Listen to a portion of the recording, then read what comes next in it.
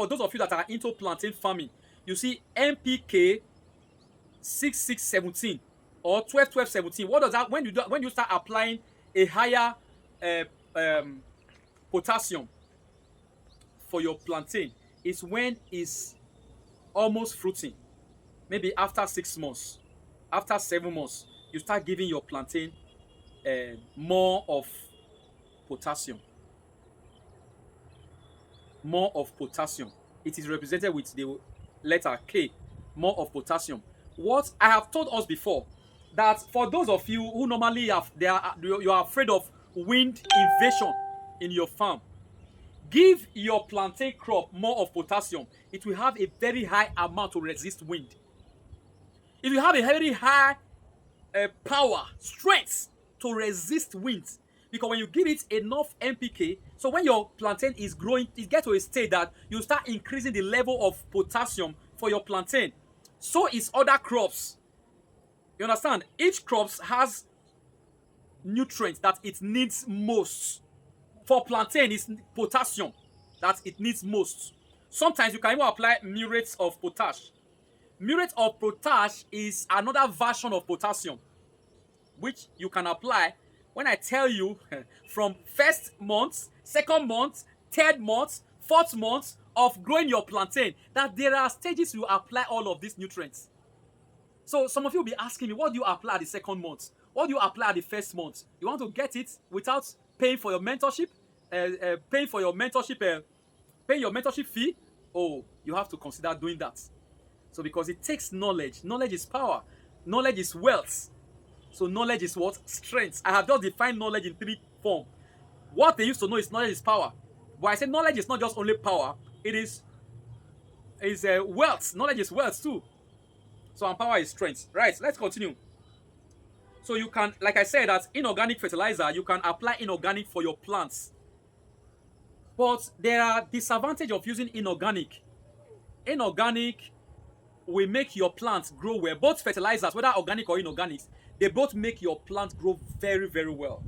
But one has a higher advantage to the other. So inorganic has a lower advantage, though it makes your plant grow very well and big. After harvest, your plant will not survive for too long.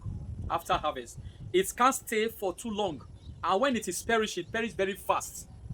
It's just like tomatoes, you use organic to plant, or cucumber, I use organic fertilizer to plant and inorganic fertilizer to plant. That of inorganic, we get rotting faster.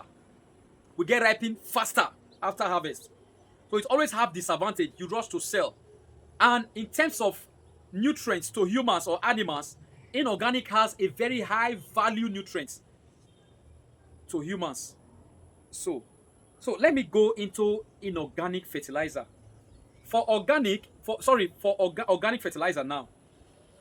For those of you who are thinking of applying organic fertilizer, it is easier. It is cheaper, though it is more.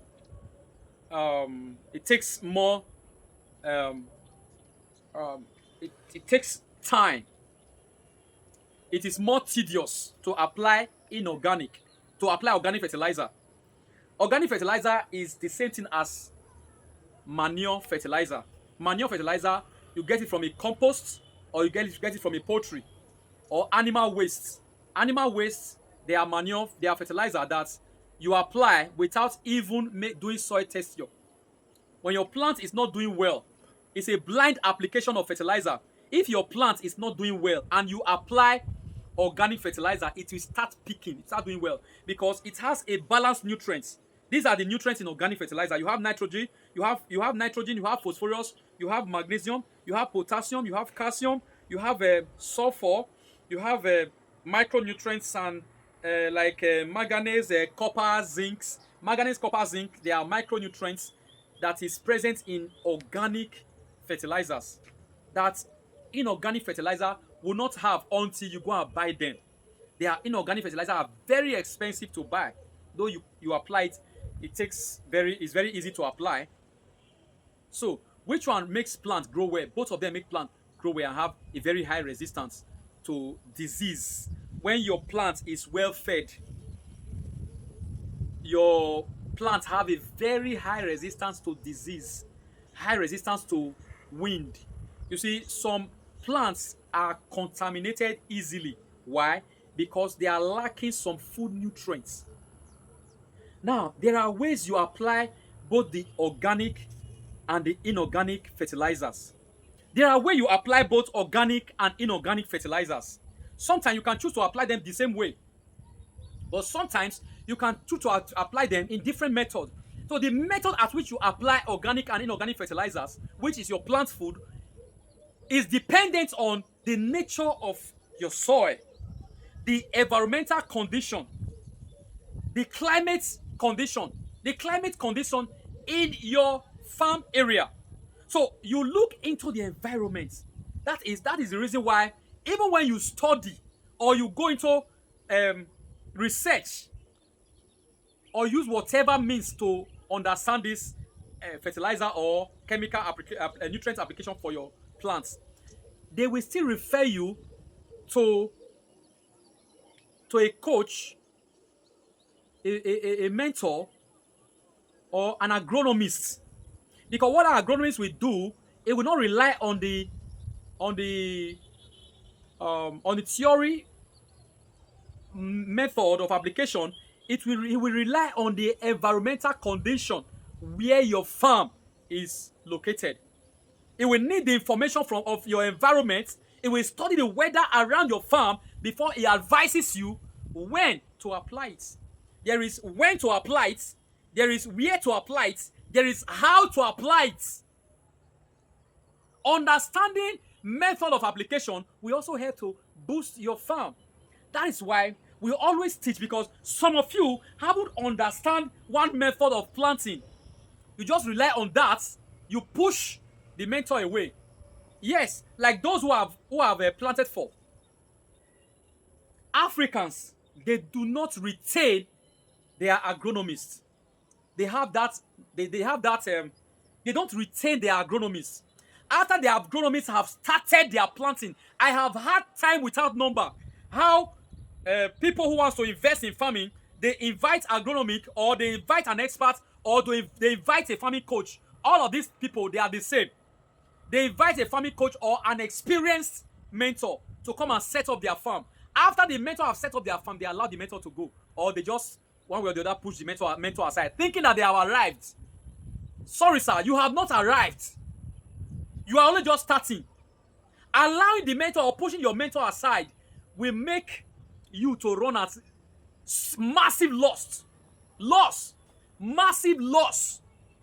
After setting up your farm, keep the mentor until you start harvesting.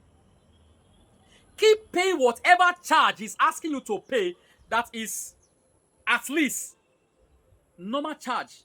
If it is too much, negotiate with him and make him to remain monitoring your farm for you, guiding you in the farming process so that you can achieve success. Planting your farm is not just enough. Setting up your farm is not enough. You must retain whoever you have asked to set up your farm. Yes, by way of negotiation, to pay for whatever charges that is in his bill, and let him keep taking your farm from the level it is to a new level until you start harvesting your crops. Why? You have more advantage, because your farm, you won't say I die no, because that is the last comments of a fool. That's the says. It's the last comment of someone who refused to retain his mentor in your farming practices. Someone you have